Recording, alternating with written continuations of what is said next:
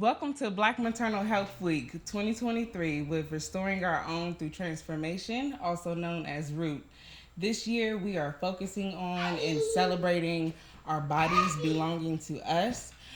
In doing so, restoring Black autonomy and joy. Today's segment, Nourishing the ROOTT, we are literally nourishing our souls with nutritious food and a meal that is made 30 minutes or less, created by our ROOTT families today. They will be helping me cook a delicious meal for you all. So we're going to start off by introducing our families. Hello, my name is Rob Darko. Here with Reniqua Young and I don't know what to. Yeah, that's fine. Yes, and then introduce yourself. So I'm Reniqua here with ROOTT. I'm Nikita Mix. Dr. Mix. All right, so we're just going to get to our stations. Today they are going to be making a one-pot pasta with garlic, parmesan, spinach, and mushrooms, along with a baked salmon. So let's get started. All right, so first things first.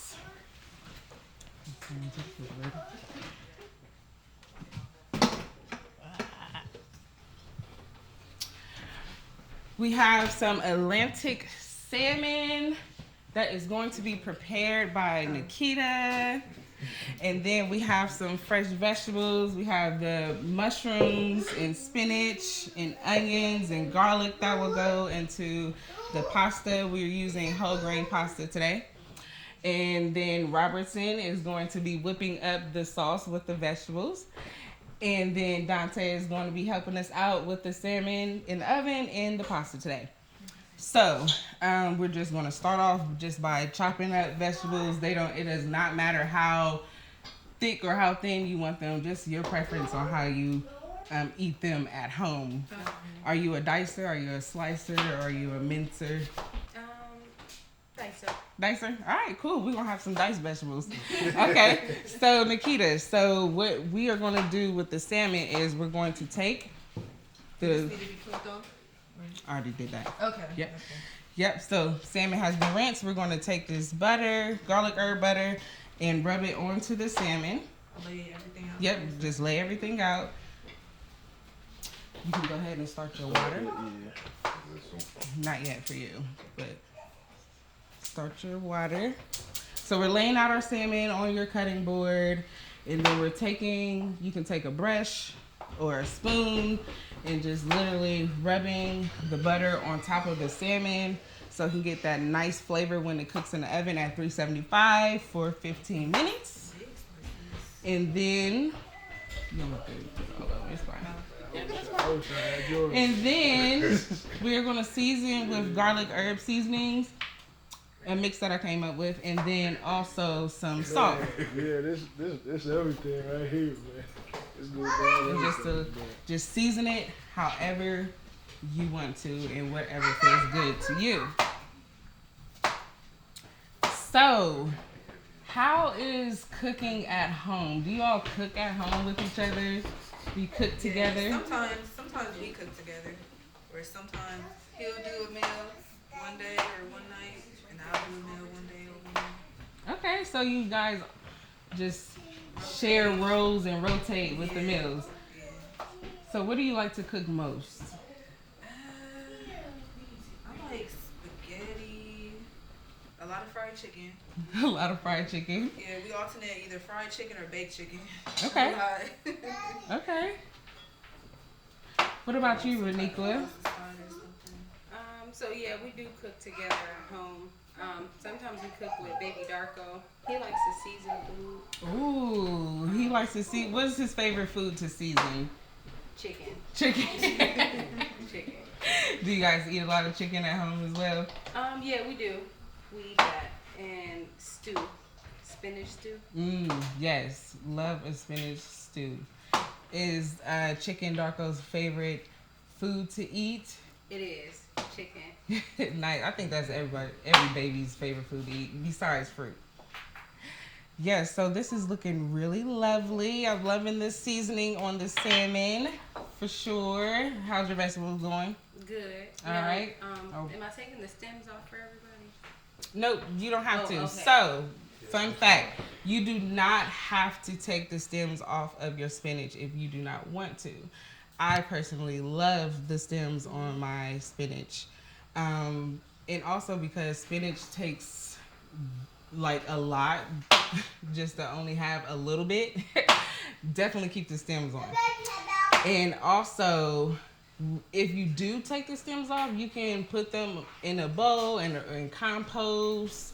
You can put it in a bowl for compost, or you can save for later to make a nice vegetable stock along with the other scraps of vegetables that you have. I never thought about that. Yeah, absolutely. Save your vegetables. I have this thing where I say no scraps left behind, and I literally mean that. I will use all of my scraps to the T, like whether it's in compost or whether I'm putting it in the stock. So definitely. You know, you can use your stock for soups and things like that as well. Perfect. So this 30-minute meal that we're making, I chose this meal specifically because sometimes as families grow, we get busy. You know, there's a lot of things that we have to do or have to be, and, you know, making a 5-course meal for your family or a 3-course meal, even a 3-course meal is just not ideal. So I like to, when I talk to my mamas and families about different foods that they can eat throughout the week that doesn't cause them to have to be in the kitchen for a long time, I typically go for meals like this. So how has life been in the kitchen for you since you have grown your family and had a baby? It's not bad. It's not bad. It's still the same. Still the same? Yeah, it's not bad. Okay, like, do you cook meals like under 30 minutes or so, or you? Yeah. Or I'll like most of the meals will be like stuff that I could put in like the oven, and I could set a timer and walk away from it. Crock pots are always amazing as well. Yes. For sure.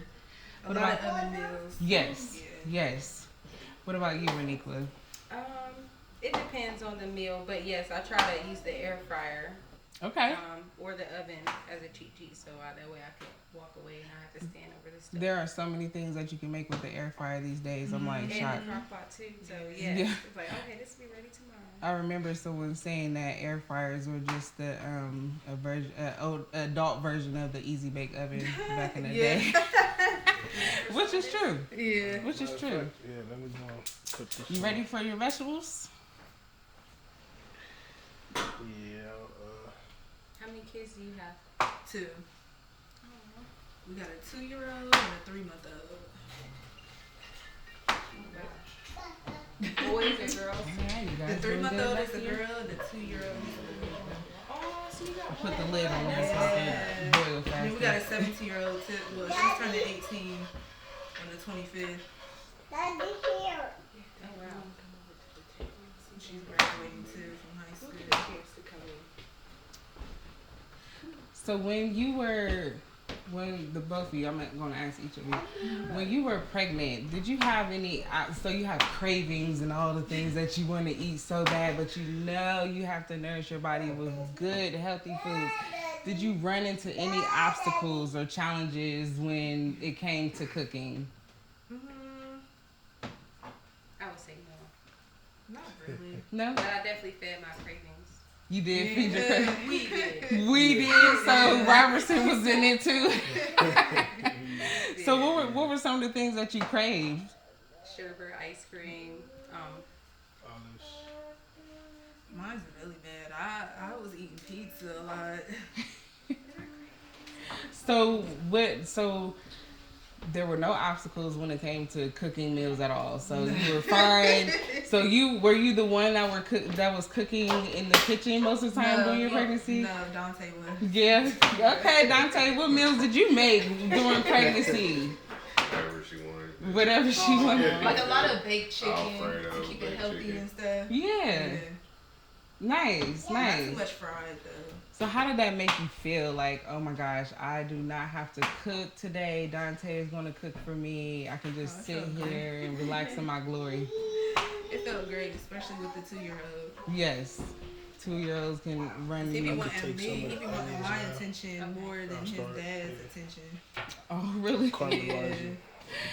So Reniqua is putting the vegetables into the pot right now so they can be sauteed. And we're doing good on this salmon. Getting ready to put this in the oven.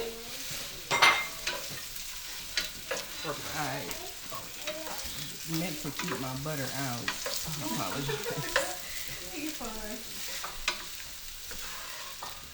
Yes. So, as far as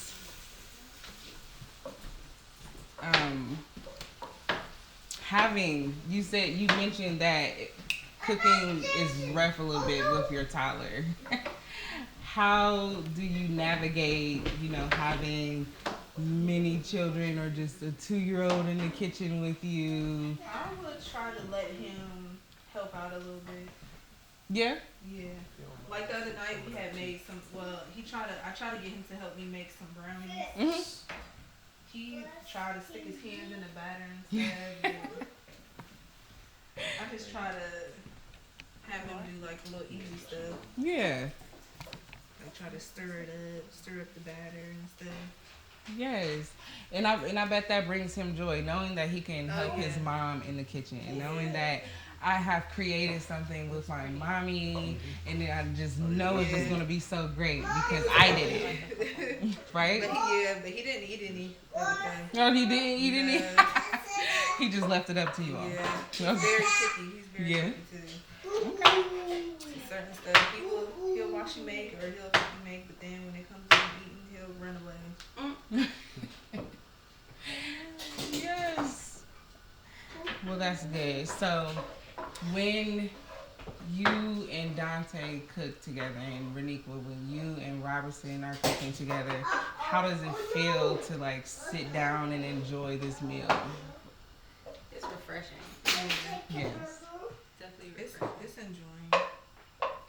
Because we nowadays don't sit and dine together. Yeah, I was just talking about that. I was like, I love this. I don't think I'm still getting used to it, but because sometimes I want to grab my plate and go to the living room. Yeah. Right. Watch TV. Right. Yes. Right. But, You ready for this? It's nice. My son enjoys it. So let's get a little bit of oil, and yep, you can get that right there. Just gonna drizzle it down on the bottom. Yep. We're gonna put this salmon in the oven wait for 15 minutes. Doesn't really take that long at all. Yeah, wait till this. But yeah, so we have to get back to dining together, communing together, enjoying each other, through food. I love enjoying people through food. I love feeding people. I love when people make me food. I love, experiencing this community type feel whenever I'm cooking and sharing, what I have to offer with other people. So this, yeah, you love to eat, right? Yes. So we can just go ahead and just pop it on in there. And I purposely left the skin at the bottom on the salmon because I like how the skin is like more fattier. And so it helps to actually keep the salmon a little moist. So I like the skin. But of course, when you eat it, you can take it off. So what was like cooking when you were a child? Like, what did your mother make you that you remember? Have you carried on those cooking traditions or techniques?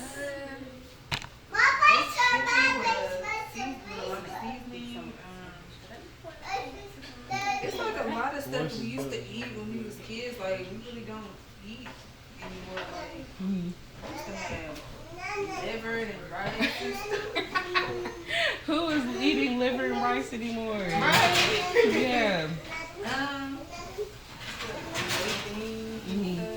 like that. wash your hands. Is there any traditions or anything that you carried on with your mom or family members? Childhood Oh, it's eating? already on? Oh, yeah, it's ready to go.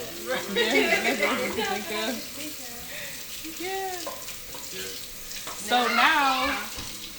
So even though you didn't have even though you have not like carried on any tradition from like a family member or a mother was cooking, you most definitely, all of you can carry on your own tradition as far as cooking and things that together. You know, showing them the way it is important that when dinner is ready, we all sit together. You know, that you be at home at a certain time so we can all eat together. We can talk about your day. Just sharing the joy and love. This is what this is all about. Yes. So how's it going with our vegetables and things?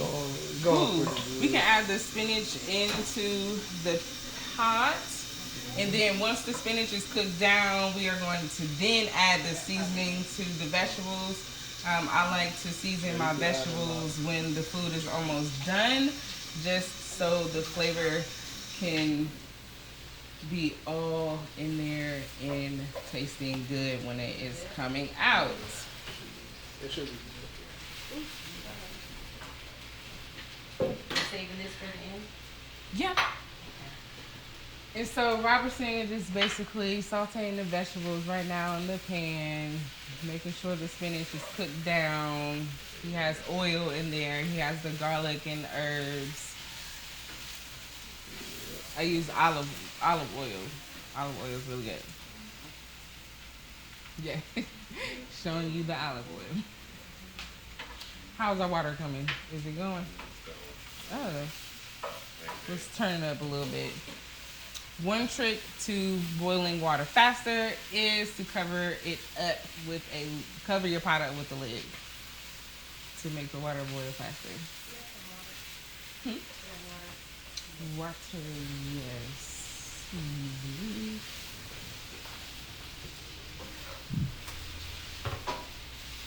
This is right there. Okay. So, Nikita, how was your experience with your doula and life now? Like, how's She's the mom. It's like having a therapeutic friend to talk to, like having a therapy, like a person to talk to and stuff. When we have our meetings and stuff, I like it. Yes. Yeah. What do you remember the most? What do you like experience? What did you love about the experience the most? Having that support from another person. Yeah, it's always good to have support, right?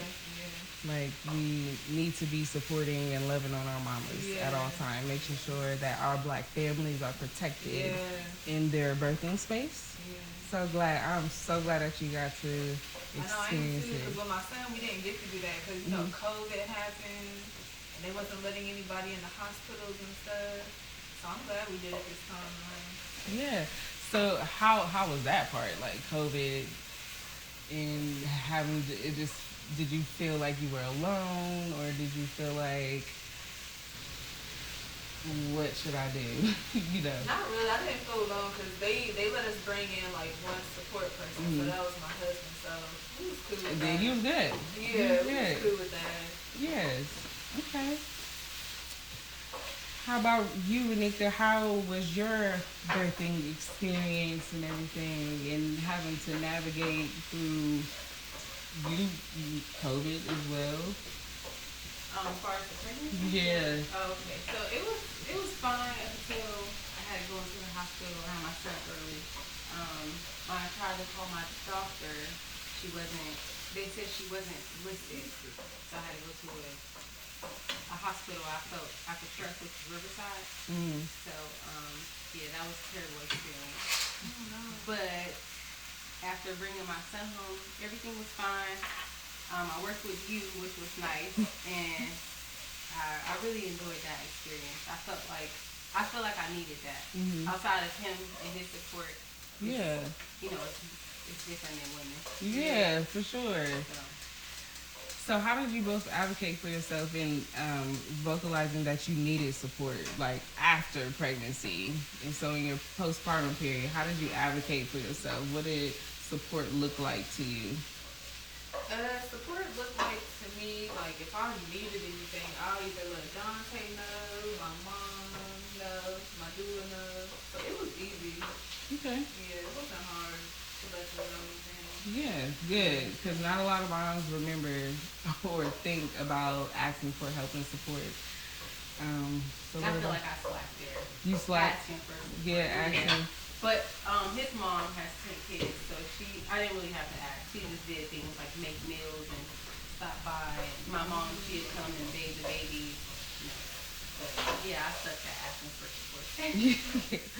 So what did meals look like for you in your postpartum period? Because technically you're supposed to have warm, nourishing foods in your body after your postpartum period, you know, just to heal your body on the inside so that you can rest and relax and things. So what did your meals look like for you during your postpartum period? I was stressed, so after a couple months, I wasn't really eating much like I should. Mm-hmm. But when I did, it was more like fruits and vegetables. I Okay. still try to keep that going because I was breastfeeding. Okay. Less like greasy foods for sure. Yeah. Yeah. So, but yeah, less greasy foods, more healthy foods when I did eat. Right. How about you, Nikita? What did you eat? The same. You let your pizza go? No.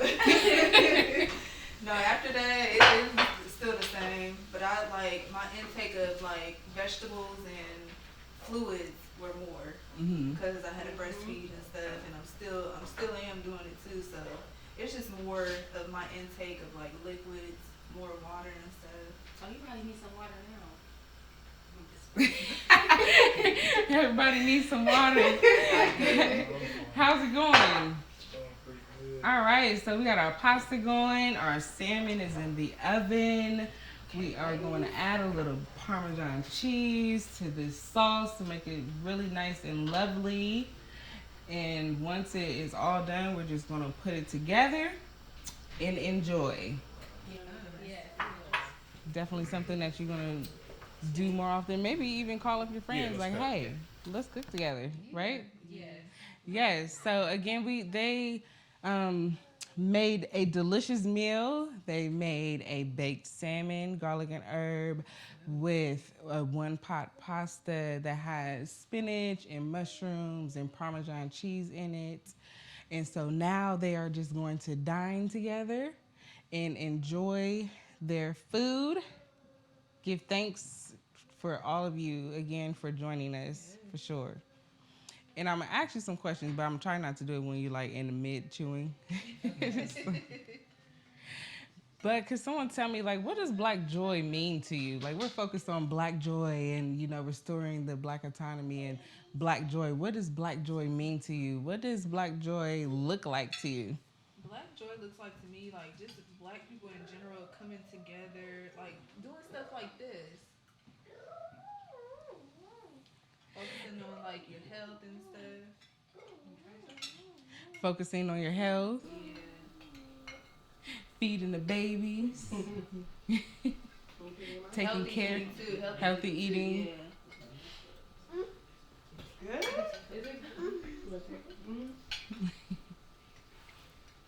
Mr. Robertson is joining us today. What does Black joy look like to you?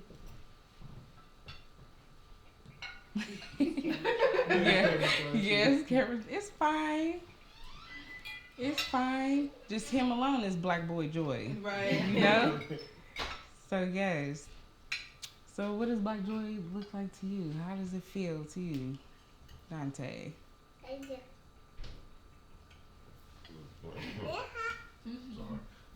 Black joy to me is just, you know, finding that special someone you wake up to and come home to. Just celebrating love to the family, doing things like this, cooking together. Absolutely. I love that. I love that. Mommy. How about you, Rob? Black joy is changing the narrative of, you know, I'll say togetherness is black joy to me in our community, especially in these times where violence is at an all-time high. You know, just changing that narrative to back to love is black joy to me. Absolutely.